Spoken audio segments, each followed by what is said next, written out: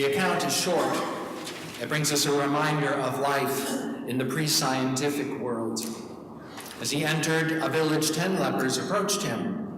And keeping their distance, they called out, saying, "Jesus, Master, have mercy on us." For centuries, there were people who were afflicted with all kinds of diseases and conditions that today, with gratitude to the scientific and medical community, no one ever need fear again. The drama that unfolds today is confirmation of the strength of fear. Here are 10 souls walking at a distance away from the main road because they were bound to do so by law, by their condition. These were people who were born with real hopes and real dreams. They once walked with purpose and meaning with their peers, but now, due to the accident of being in some place or other where they contracted this disease, their lives were as good as over. Leprosy was the most feared disease, as it removed one from living one's life in community. And while it tore at the body, it caused infection and mutilation. You were just completely set apart and alone. And these were real people whose health and hopes made them then beg on the fringes. No cure awaited them, and this fear of contagion preceded them on their death march around civilization. In Jewish law, well, that was very precise. Lepers could not come within a prescribed distance of someone who was clean. And well into the Middle Ages, people had to wear perhaps special clothing, or they shook bells in front of them, or shouted the word unclean as they walked a distance away from the main road so that they would not come in contact with the unafflicted. And so here we are today with 10 people with leprosy calling out to Jesus. 10 people, they're isolated from the families they once knew. 10 people who lived with the pain both of their physical condition and the pain of ostracism from the world. Exhausted and friendless today in this passage, they call out to Jesus. And now one thing about the story that makes it very unusual is that these lepers are traveling with a Samaritan. And not only is this man a leper, but he's on the outside of the circle of acceptability because of who he was born to be, someone who was considered not fully human, someone who was other, and therefore ineligible to be at the same table with the rest of society. And here's some strikes against him. His religious practice is different. His race sets him apart. He is a foreigner, he is an immigrant in this country. His orientation is that of someone who was born with different characteristics that make him impure, even if he didn't have leprosy. Well, maybe there's some people here, maybe someone sitting in this room can remember what it might have been like, what it was like perhaps for you, when you discovered that you don't have the same access to your rightful place at the table. Maybe it's because of your gender and the remaining glass or stained glass ceilings that have yet to come down. Or perhaps it's because of race or your status or sexual orientation. Perhaps you can remember how it was and how it felt to begin to discover that all of these things were happening at a very early age, to see others who walked about with that sense of entitlement, and your first inkling that yours might be an uphill vigil. It might be unequal. It might be a dangerous walk amongst the status quo and the privileged. In some sense, this would be a walk not unlike the Samaritans, and we have to add to this that as he moved about, people were shouting the word unclean, or he himself would have to say it, as he walked this particular long march. And on this particular day, these 10 people with leprosy came to Jesus from their respectable distance, walking that long walk just off the main road between Galilee and Jerusalem. And when he saw them, Jesus said to them, "Go and show yourselves to the priests." And so as they walked, they could not help but see that they were slowly becoming made clean again. they were healed. And if you can imagine, no further need now for them to be relegated to the outside. There is nothing now keeping these 9, or I should say 10, from taking up their lives again. And perhaps these former lepers got themselves back into respectable looking order, and perhaps they went from where Jesus sent them off as they set out for Jerusalem in order to be made ritually clean, to be accepted back into their communities. All they had to do, Jesus said, just go back and present yourselves to the priests. 10, but then there was this one. There was one leper who was healed on the road, who could not turn to the accepted religious institution to present himself. Whoever he was and wherever he was on his journey, he was not welcome here. The priests to whom the other 9 lepers went represented, after all, the religious institutions that had condemned the Samaritan, who had preached against him, who had reviled him, allowed him no grace, no love, no acceptance for him whatsoever. The people were taught from childhood to demean and feel superior to the Samaritan. He was on his own. He was healed from leprosy, but not from the effects of prejudice. Where would he go? And without the other 9, to whom could he turn? And of course, the story tells us that one of them, when he saw that he was healed, turned back, praising God with a loud voice, and he prostrated himself at Jesus' feet and thanked him, and he was a Samaritan. Have you ever looked at someone, heard them speak, or perhaps seen someone involved selflessly in community service or even in some family healing situation, and recognized that you were in the presence of the truly authentic? And in those thin places, when we stand on the threshold between the commonplace and the genuine, can you feel what it is like to truly recognize the presence of the authentic voice above all of the nattering that goes on around us? Some instinct caused this man to turn back, because he knew that there at the feet of this man, this Jesus, he was in the presence of the authentic.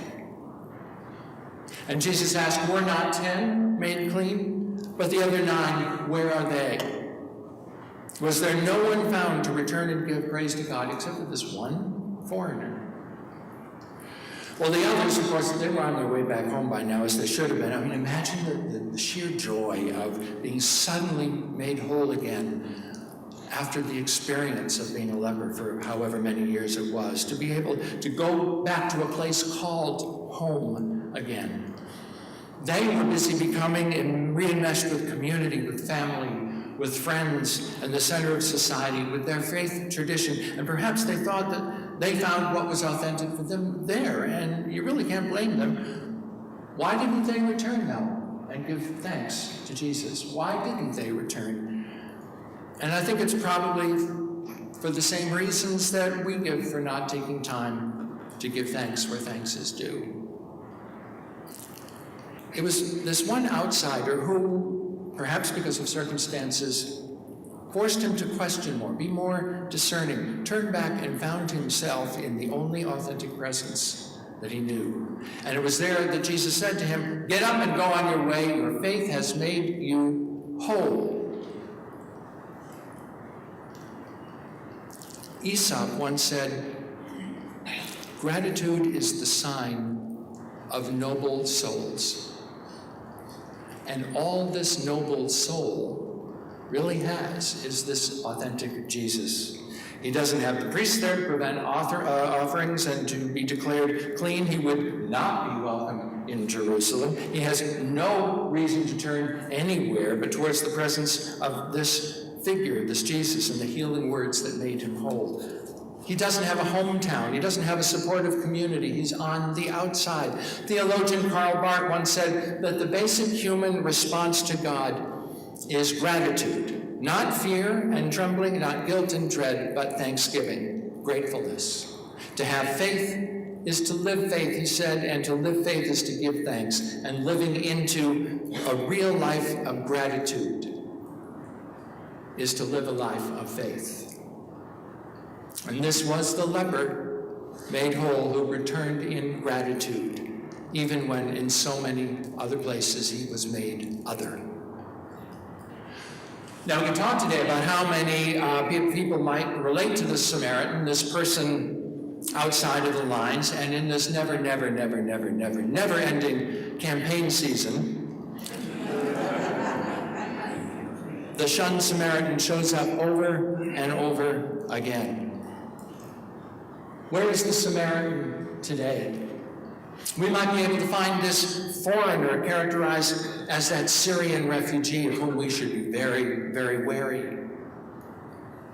He could be the young African-American man who simply went out to the store and got shot and killed. His parents will never hold him close again because racism still lies restlessly unexamined beneath the covers of privilege. He might be the one outside of an acceptable faith, and he might be hearing of a ban, temporary or otherwise, on people like him entering the country.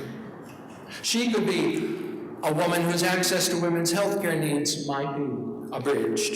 He or she might be threatened with a prejudice masked as religious freedom that makes it okay to bully a small percentage of our people. She might be a Samaritan who is forced to carry a birth certificate in order to use a restroom that matches her own birth gender. He could be one of the 4,000 LGBT youth who live out on the streets of Los Angeles because they have fled or been kicked out of their homes. And as we know, many of those turn to suicide. There's Samaritans we know of many kinds in our midst, indeed, this year. Will we make a choice to go on treating them the same way, or will this be the year we finally change? Preacher Dan Fermansky writes, while schoolyard bullies should be held accountable for their actions, we need to look at the root, not the bloom of the problem.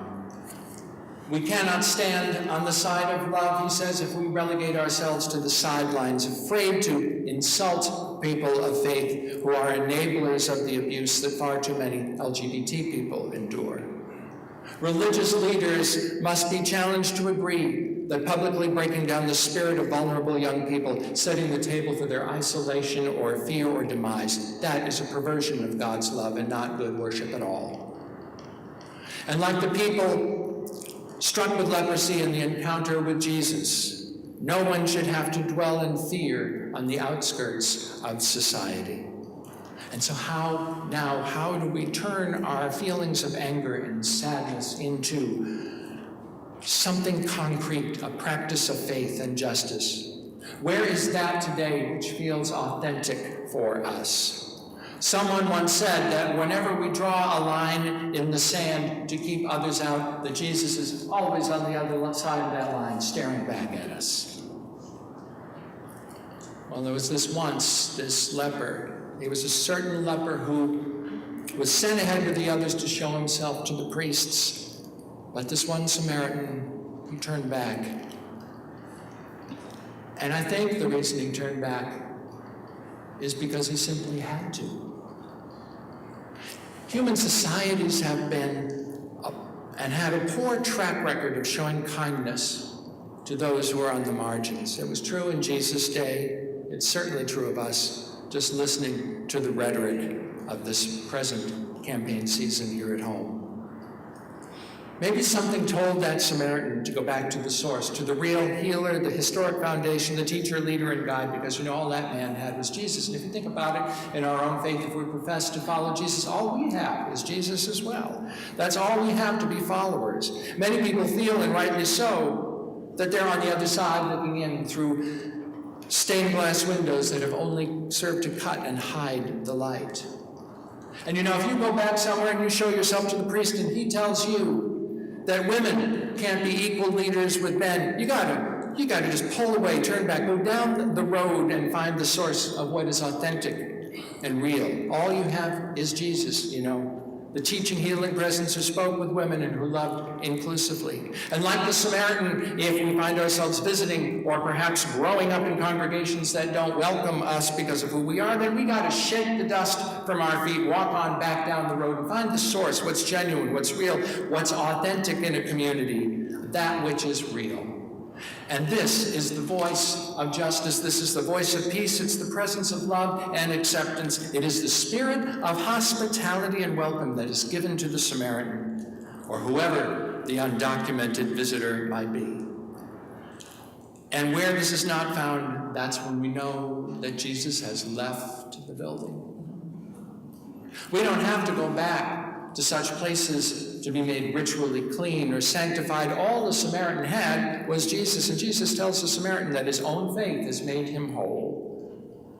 Our own faith, as we know it, as we understand it, as we interpret it, how it proves itself in its own authenticity, how it enriches our lives and makes us more open and loving people, authentic, simple, unadorned, free.